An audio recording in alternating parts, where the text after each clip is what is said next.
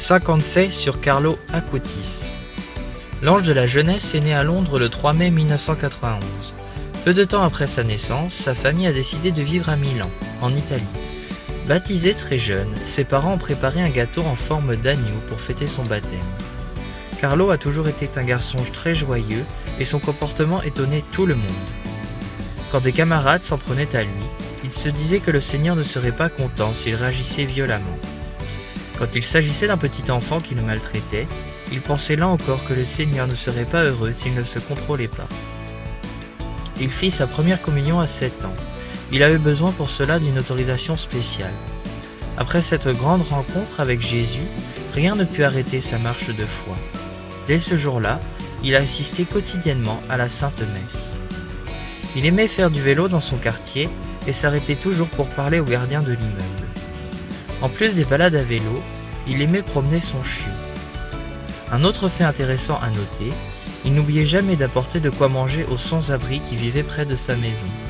Un jour, il a même donné un sac de couchage à un vieil homme qui dormait sur des cartons. Détaché des biens de ce monde, il donnait son argent de poche aux frères. Il pouvait s'agacer quand tu lui offrais des choses inutiles. Par exemple, il s'est énervé un jour alors que sa mère lui offrait une paire de chaussures dont il n'avait pas besoin. Carlo avait l'habitude de se confesser une fois par semaine. Il disait qu'il est nécessaire de motiver la volonté et demander une seule chose dans sa prière à Dieu, avoir la volonté d'être saint. Il a créé un site internet qui parlait des miracles eucharistiques dans le monde reconnu par l'Église. Il a utilisé son don pour évangéliser et aider ses amis. Ses amis et les adultes considéraient qu'il était un génie de l'informatique. Il a découvert son don pour les ordinateurs en lisant des livres d'ingénierie informatique.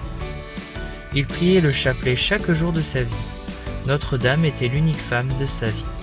Et il portait une attention toute particulière à Notre-Dame de Fatima. C'était un grand fidèle de Saint François d'Assise dont il appréciait l'humilité. Vous comprendrez donc que l'endroit favori où il aimait à se rendre était Assise. Il a même une fois refusé un voyage d'agrément pour se rendre en pèlerinage à Assise. C'était un jeune homme très priant, qui lisait les Saintes Écritures quotidiennement, qui adorait le Seigneur chaque jour devant le tabernacle avant ou après la Sainte Messe. C'était un jeune homme normal, joyeux, serein, sincère, disponible, qui aimait être avec ses amis. Il en avait beaucoup et savait approcher même les personnes les plus timides. Il a dit à ses amis que son objectif était l'infini. Sa grande générosité faisait qu'il s'intéressait à tout le monde, étrangers, personnes handicapées, enfants, mendiants. Carlo disait que l'Eucharistie était sa route vers le ciel. Son ange gardien était son meilleur ami. Il disait qu'on naissait tous en tant qu'originaux et que certains finissaient en tant que photocopies, et il voulait être un original. Carlo Acutis aimait la programmation informatique, la réalisation de films, la création de sites internet et de newsletters pour lesquels il était à la fois rédacteur et responsable de la représentation graphique.